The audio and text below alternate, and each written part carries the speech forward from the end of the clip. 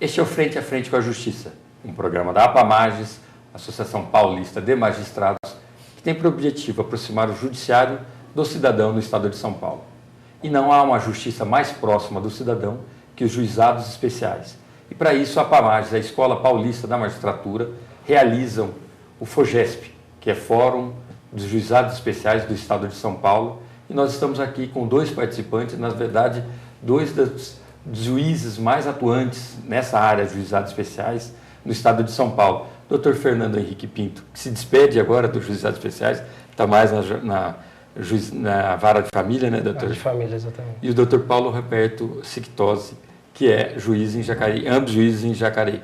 Doutores, um prazer muito grande. Queria começar primeiro pelo senhor, Dr. Fernando Henrique, agora se dedicando mais à justiça da família, mas com a paixão contida e defensor incondicional desses juizados especiais, uma instituição que é muito aprovada pela população brasileira. Inclusive, há muita proximidade entre a vara da família e do juizado, né? São duas justiças muito próximas da população, são duas justiças que têm que ser muito rápidas, né? Céleres, e que têm um contato humano muito grande. Tá certo.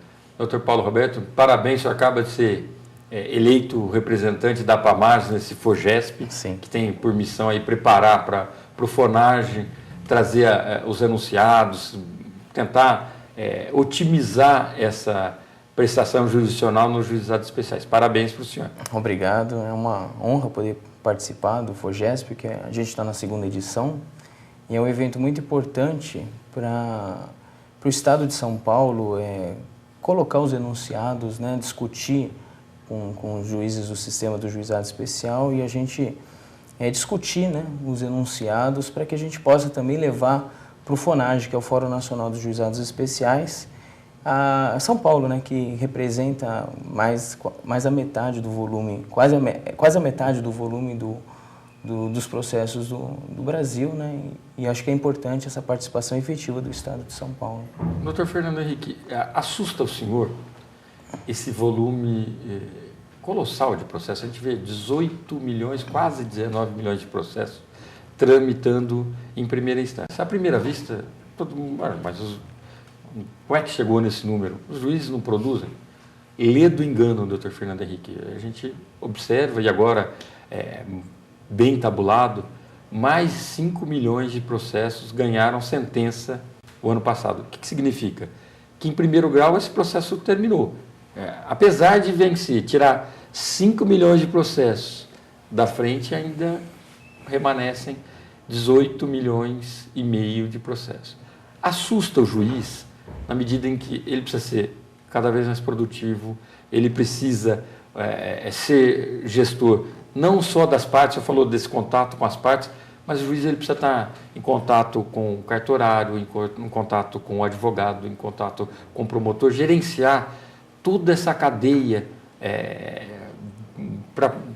que acaba redundando no processo, parte, todo mundo, e o juiz é que está em todas essas relações.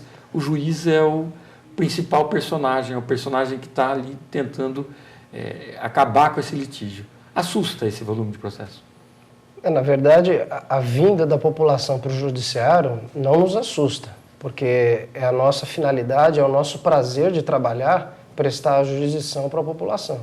O que nos assusta é não ter estrutura material e humana para dar conta desse volume. Isso sim assusta. E é objeto de frequentes reivindicações, principalmente dos juízes de primeira instância, onde, aliás, morre a maioria dos processos. Principalmente no sistema de juizados e nas varas de família, a maioria dos processos terminam em primeira instância. Só uma parcela vai para a segunda instância. Daí que nós viemos batendo na mesma tecla de que a primeira instância precisa de estrutura para poder trabalhar. Doutor Paulo, a situação, imagino, não seja diferente nos juizados especiais. Não. Também falta estrutura, também falta gente. Acho que o número de juízes, a relação juízes por habitante no estado de São Paulo é uma relação absolutamente desproporcional. Mas o pior não está aí, né, doutor? Pior está faltar estrutura. A gente observa um judiciário com muita dificuldade de implementar informatização, que parece ser um caminho mais natural até para ganhar um pouco de agilidade. Até hoje não se conseguiu sequer dotar todas as varas de informatização adequada. Sim, São Paulo particularmente é um estado que a dificuldade é muito grande pelo volume, né? São muitos juízes, muitas varas e infelizmente a gente conta com um sistema muito ainda precário para as nossas necessidades. E isso contribui, enfim, para a morosidade, né? Porque se faltam juízes, faltam funcionários, a tendência é haver um aumento do número de processos, né? E isso tende a melhorar, né? A gente está tentando implementar no estado de São Paulo, o Tribunal de Justiça está melhorando muito, mas ainda, pensando no ideal, a gente ainda está engatinhando para o que seria o ideal, para a gente conseguir dar vazão a essa avalanche de processos que a gente recebe anualmente, né? Principalmente com essas demandas de massa que acabam assoberbando demais, principalmente nos juizados especiais, planos econômicos, ações de discussão de tarifa, a legalidade da cobrança de tarifa telefônica. Isso acaba até inviabilizando a prestação de um serviço jurisdicional rápido para aqueles que realmente precisam do juizado, né? Mas que a gente também não pode se negar a prestar.